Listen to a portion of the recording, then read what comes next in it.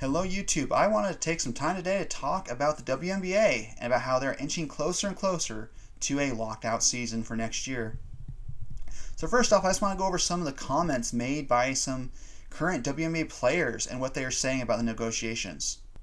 Minnesota Lynx star Nafisa Collier said during an appearance on CBS Sports, "We need to talk now," that WNBA players are internally discussing the possibility of work stoppage as they continue their negotiations with the league on a new collective bargaining agreement. While Collier said that no one wants a lockout, the players are prepared for any possibility right now. In October 2024, the Women's National Basketball Players Association announced its intention to opt out of the current collective bargaining agreement at the end of the 2025 season that will give the WNBA PA and the WNBA until October 31st, 2025 to come to terms on a new CBA. Breanna Stewart said, "From the player's perspective, it's hard to be able to navigate this during the middle of the season, but also we know how important it is and really getting it done before the end of October. And we're making that effort to be able to do both," Stewart said. "The fact that it's been a little bit slow to start is tough, but hopefully things will ramp up now after getting their proposal back. We have a big meeting in Indy at All-Star, and it's going to be spicy." So when I listen to the WNBA players talk about the negotiations with the league, it reminds me a lot of the lockout season the NBA had back in 2011. So for those of you who do not remember that lockout, let's kind of go over that real quickly.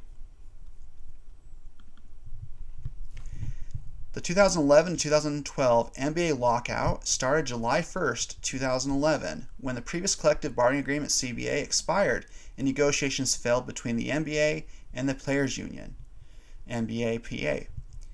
It ended December 8th, 2011, after a tentative deal was reached on November 26, 2011, and officially ratified by both sides in early December.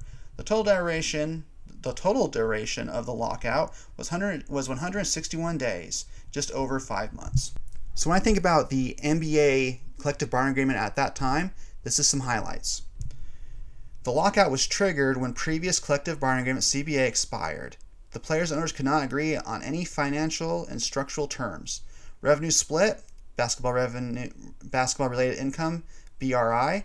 Owners wanted to reduce player shares of revenue from 57% to 47%. The players wanted to maintain a 50-52 share.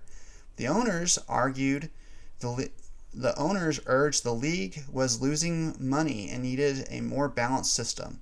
2. Salary cap. The owners wanted a hard cap to prevent large market teams from outspending smaller ones. Players wanted to keep a soft cap system with expectations like bird rights that gave teams flexibility to retain players. 3. Contract length and guarantees. Owners wanted shorter contracts and less guaranteed money. Players wanted to protect fully guaranteed contracts and longer terms. So let's try and take a quick look at what the WNBA players are asking for out of the new CBA. High revenue sharing. The players are seeking an increase above the current 9-10%. Flexible salary system, soft cap. Move away from rigid caps to allow more dynamic growth tied to salary. Extend salaries and roster size. Charter travel guarantees. Enhanced family and pregnancy support. Free agency and core designated reform. Faculty and ownership equality. And what are the owners asking for? Maintain hard cap, prioritize rules and core player tags, possibly open to adjusting revenue sharing metrics, be more flexible on benefits and injury/charter provisions as a part of goodwill. So let's try and take a look at how the lockout for the 2011 NBA season was resolved. After months of stalled talks, canceled preseason games, and missed regular season games, progress was made through mediation sessions and involvement of federal mediator George Cohen. Key events in the resolution.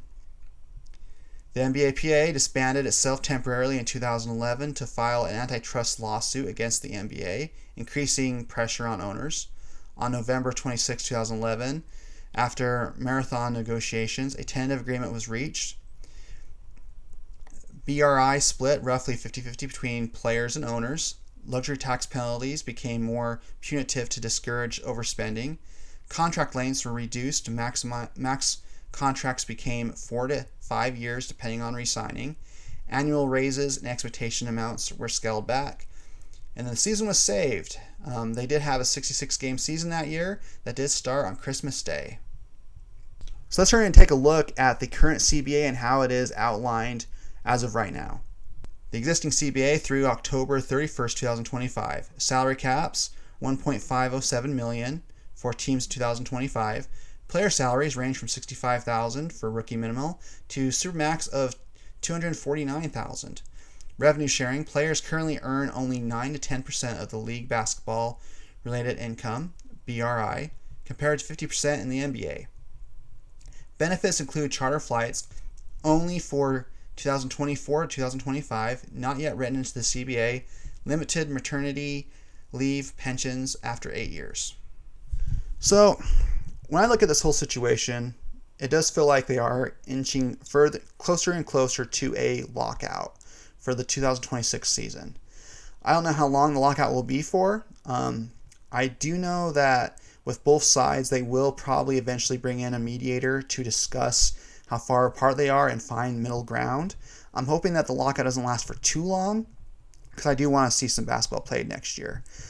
But I do feel like this is kind of an example of the league growing and getting more financially stable and the players just wanting to have more piece of that pie.